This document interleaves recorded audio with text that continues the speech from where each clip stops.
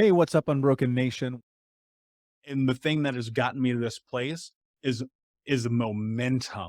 Mhm, Talk to me about two things. One, the power that self-care has played in your life, and mhm. then the juxtaposition of the power of momentum in that. First and foremost, momentum can't happen for shit unless there's a passion that kickstarts it.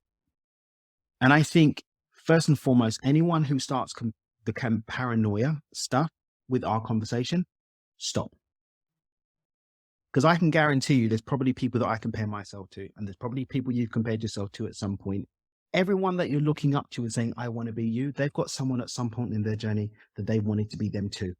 Ultimately, none of that's going to work anyway, because when we're trying to live our life and write our story against someone else's narrative, we're always going to hit a brick wall and that momentum's never going to happen. True momentum that works for you and through you must start with the passion that comes from you.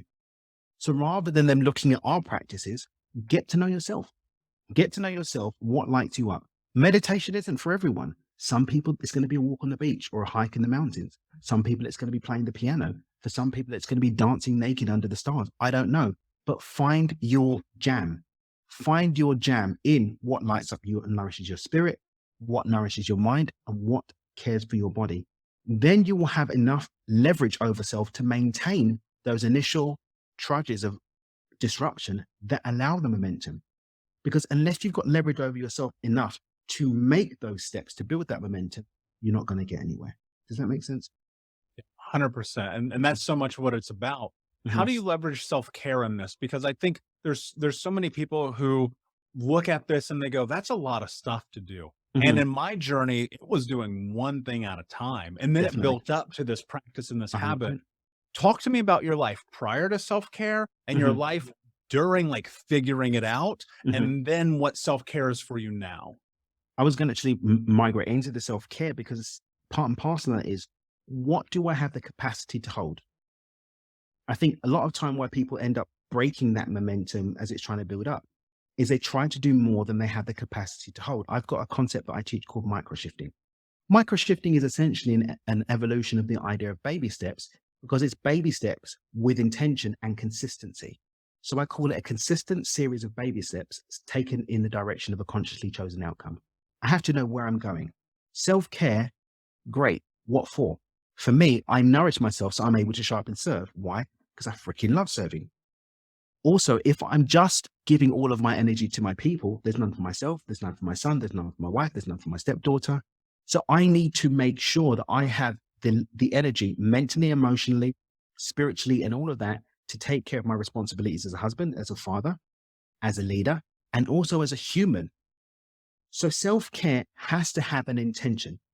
When self care's got an intention, that intention should be matched with the knowledge of self, not of Michael, not of Daniel, but of self as to what actually serves and nourishes you. And then you can have fun, keyword fun, learning which ones you love to do, which ones actually work. Make an adventure of it. At first, I went all out. I went to the extreme. I'm going to do this. I'm going to do that. I was waking up at 3:30 in the morning for about 2 or 3 years. Like I was getting up at 3:30 in the morning, doing an hour and a half to 2 hours of spiritual practice, Kundalini yoga. I was doing long off meditations. I was doing all this breakfast stuff and blah, blah, blah, blah, blah, blah. And by the end, I was like, dude, who are you even doing this for? Who, who are you even doing this for? I did a retreat in Mount Chester and we went to the I Am Center. I wanted to go and meet those guys. I mean, they seem really interesting. And they've actually got a rule that you're not allowed to meditate in the meditation room for more than 15 minutes. And they're like, dude, if you're meditating for more than 15 minutes, you're not even doing anything. You're just doing it for the ego. Like 15 minutes is all you need. And then I remember Esther Hicks was saying that when she began channeling Abraham, she was doing 10 minutes of meditation a day. Now, granted, she was studying and she was preparing herself and getting into it, but she was able to access infinite intelligence through 10 minutes a day of meditation. So extremes have been a part of my personality for a long time.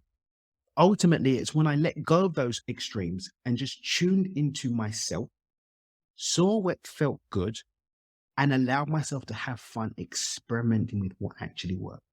So now, my practice now is very, very simple. I make sure every morning I take care of my spirit. I get clear and intentional about my day and how that connects to my vision for my life. I take care of my mind and I take care of my body.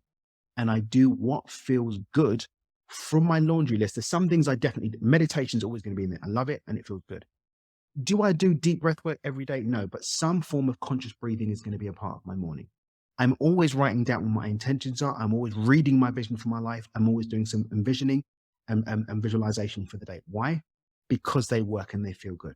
So I've got my minimum deliverables on days when I've got more time. And right now we've got a newborn. My son's going to be a month on Friday. So there's not as much sort of free time in the morning, but generally speaking, Congratulations. thank you very much. If I've got more time in the morning, maybe I'm going to do a longer meditation. Maybe I'm going to head down to the beach and do something there. Maybe I'm going to pop on the roof and do some extra special yoga.